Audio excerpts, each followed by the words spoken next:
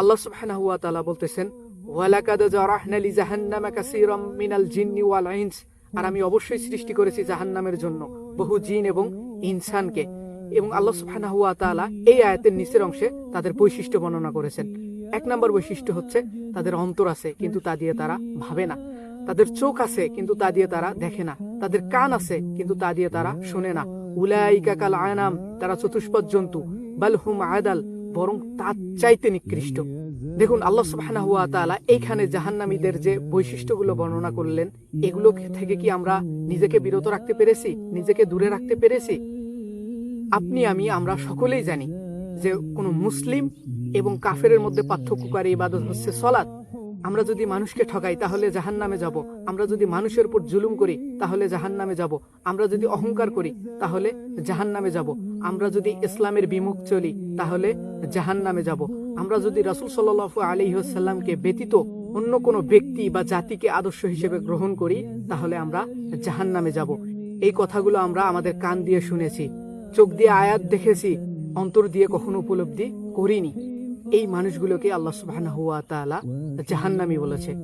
এই মানুষগুলোই হচ্ছে জাহান্নামী। এই মানুষগুলোর কথাই আল্লাহ সুবহানাহু ওয়া তাআলা ওই আয়াতে উল্লেখ করেছেন। আপনাকে যদি একটা কোনো কোরআনের আয়াত বা হাদিস দিয়ে যদি উপদেশ দেওয়া হয়, আপনি কি সেগুলো উপলব্ধি করার চেষ্টা করেন? আপনি সেগুলো কি মানার চেষ্টা করেন?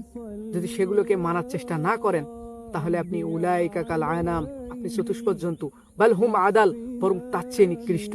এবং আল্লাহ সুবহানাহু ওয়া তাআলা আপনাকেই জাহান্নামের জন্য সৃষ্টি করেছেন।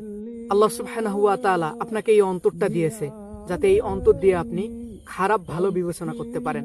আপনাকে চোখ দিয়েছে, কান দিয়েছে, এগুলো দিয়ে যেন আপনি ভালোটা গ্রহণ করতে পারেন, যেগুলো গ্রহণ করলে আপনি জান্নাতে যাবেন। কিন্তু যখন আপনি এই আল্লাহ সুবহানাহু ওয়া তাআলার এই নিয়ামতগুলো আপনি ভালো কাজে ব্যবহার করতেছেন না, আপনি খারাপ কাজে ব্যবহার করতেছেন, তখন বুঝতে পারবেন যে আপনি নিজেকে জাহান্নামের জন্য তৈরি করতেছেন। এবং আল্লাহ সুবহানাহু ওয়া তাআলা কোরআনের আয়াতে যাদেরকে জাহান্নামের জন্যই সৃষ্টি করেছেন বলেছেন, সেই ব্যক্তি হচ্ছে আপনি। অতএব আপনার এই বিবেককে আল্লাহ সুবহানাহু ওয়া তাআলার দেওয়া হাত, কান, নাক ইত্যাদি যাবতীয় নিয়ামতগুলো ভালো কাজে ব্যবহার করতে হবে। এই চোখ দিয়ে অশ্লীল দৃশ্য দেখা যাবে না, এই কান দিয়ে অশ্লীল বাক্য শোনা যাবে না, এই অন্তর দিয়ে অশ্লীল চিন্তা করা যাবে না। এই হাত, কান, আমাদের যাবতীয় আল্লাহ সুবহানাহু ওয়া তাআলা যে নিয়ামতগুলো দিয়েছেন, এগুলো সবকিছু দিয়ে ইসলামের কাজ করতে হবে। যেগুলো শরীয়ত সমর্থন করেছে সে কাজগুলো করতে হবে। শরীয়ত বিরোধী কোনো কাজ করলে আমাদেরকে জাহান্নামে যেতে হবে। এবং আল্লাহ সুবহানাহু ওয়া তাআলা ওই আয়াতে যারা এই বৈশিষ্ট্যগুলোর অধিকারী তাদেরকে আল্লাহ সুবহানাহু ওয়া তাআলা জাহান্নামী বলেছেন। অতএব হে ভাই, আপনার কাছে কি কোনো কোরআনের আয়াত চলে আসলে আপনি যদি সেটা চোখ দিয়ে দেখেন, কান দিয়ে শোনেন, আপনি কি সেটা অন্তর দিয়ে অনুধাবন করার চেষ্টা করেন? আপনাকে কতবার বলা হয়েছে যে ভাই 5 ওয়াক্ত সালাত আদায় করেন? আপনি 5 ওয়াক্ত সালাত আদায় না করলে আপনি মুসলিম থাকতে পারবেন না। আপনি কি এই হাদিসটা চোখ দিয়ে দেখে, কান দিয়ে শুনে, অন্তর দিয়ে কি কখনো উপলব্ধি করেছেন, কখনো করার চেষ্টা করেছেন? যদি না করেন তাহলে আপনি চতুষ্পদ জন্তুর মতো, বরং তার চেয়ে নিকৃষ্ট। দেখুন ভাই, আমি আপনাকে চতুষ্পদ জন্তু বলতে যাব কেন?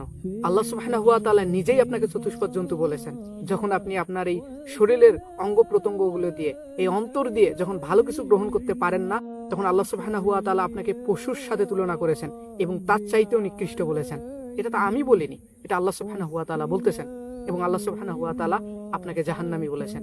অতএব হে ভাই, আপনার অন্তরে যদি ঈমান থাকে, আল্লাহ সুবহানাহু ওয়া তাআলার প্রতি যদি ভালোবাসা থাকে, জান্নাত পাওয়ার যদি ইচ্ছা থাকে, জাহান্নামের যদি ভয় থাকে, আপনি আজকে থেকে 5 ওয়াক্ত সালাত আদায় করবেন।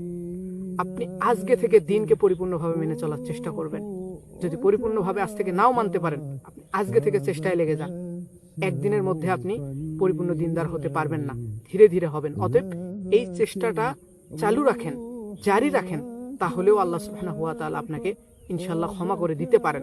কিন্তু আপনি যদি মুসলিম হয়ে আপনার বিবেক থাকা সত্ত্বেও, আপনার জ্ঞান থাকা সত্ত্বেও আপনি যদি ভালোকে ভালো হিসেবে গ্রহণ না করেন, খারাপকে খারাপ হিসেবে গ্রহণ না করেন এবং বিবেচনা না করেন, তাহলে আপনি জাহান্নামে যাবেন।